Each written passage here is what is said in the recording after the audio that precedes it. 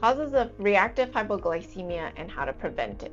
Have you ever had a meal, maybe something carb heavy or sweet, and instead of feeling energized, you actually start to feel tired, irritable, even a little panicked, only 1 hour right after eating?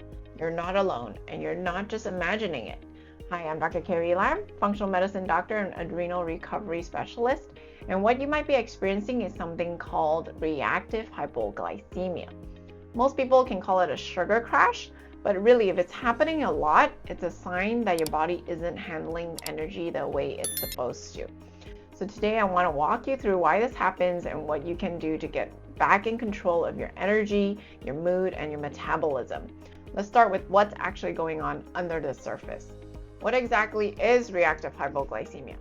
Reactive hypoglycemia is when your blood sugar drops, usually after eating, within a few hours. And it's not about skipping meals. It's about your body not handling the food you just ate correctly. Here's the twist.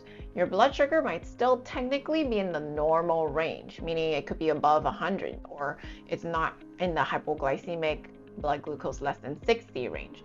But if it drops too fast, or your body is not used to it, then your body reacts like it. Like you might have sudden hunger, shakiness, jitteriness, fatigue, brain fog, sweating, anxiety, and even anger sometimes. This isn't in your head, it's a biochemical roller coaster, and your nervous system is along for the ride. Why reactive hypoglycemia happens? The most common trigger for reactive hypoglycemia is high carbohydrate, sugary meals, especially ones that have a lot of simple starches.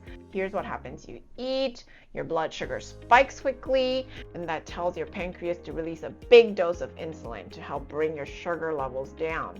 But your body doesn't make enough glucagon to actually balance that insulin effect. Glucagon is what your liver produces to actually make more glucose, so it's not balanced. So when your blood sugar drops too low, too fast, your body doesn't have a way to pull it back fast enough, and that's when your symptoms kick in. But that's just the beginning.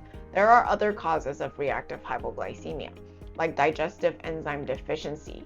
If your body cannot break food down due to conditions like chronic pancreatitis or cystic fibrosis or pancreatic cancer, or you're just not producing enough pancreatic enzymes, you may not absorb glucose properly, and that's how your insulin gets affected when your sugar rises or drops. You might have something called late dumping syndrome. This is common in people who've had stomach surgery because food just moves too quickly into the small intestine, and this triggers a small insulin spike and then crash really quickly. It's not even about how much sugar is in your food, it's about how fast your body processes it. That's why it's important to actually chew your food, and also don't eat your sugars first. If you can, try to eat your proteins and your fats first, and your fibrous foods like vegetables. Then another reason is insulinomas and NIPHS. These are rare conditions where the pancreas overproduces insulin even when it's not needed. So therefore, if you have more insulin, the faster the glucose drops. And lastly, adrenal problems. If your adrenal glands aren't functioning well, they can't produce enough cortisol. This is a hormone that helps raise blood sugar when it dips. And this is really relevant for people with adrenal fatigue or Addison's disease. So while diet is a key factor, it's not always the only piece. You want to figure out the root cause. And if you have underlying health conditions, that can definitely make you more vulnerable. The good news is that you can manage reactive hypoglycemia. This is starting with food. So you do want to avoid sugar, simple carbs, and you don't want to skip your meals.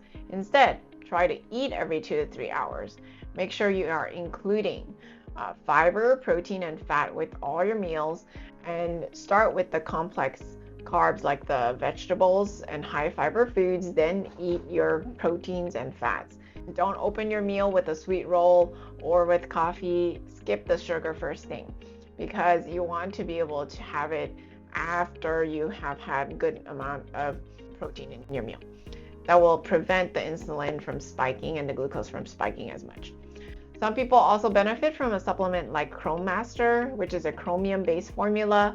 This helps support blood sugar regulation and insulin function. You can feel good again, really. If you're stuck in the cycle of crashes and anxiety, brain fog, and fatigue, your body is talking to you. Reactive hypoglycemia does not have to control your life. You just need the right tools, the right strategies, someone to help you make sense of it all. And we can be that help to you if you're feeling lonely. Have you ever dealt with these kind of symptoms after eating? Please drop a comment below and tell me what's worked for you, what you're still trying to figure out. I'd love to hear from you.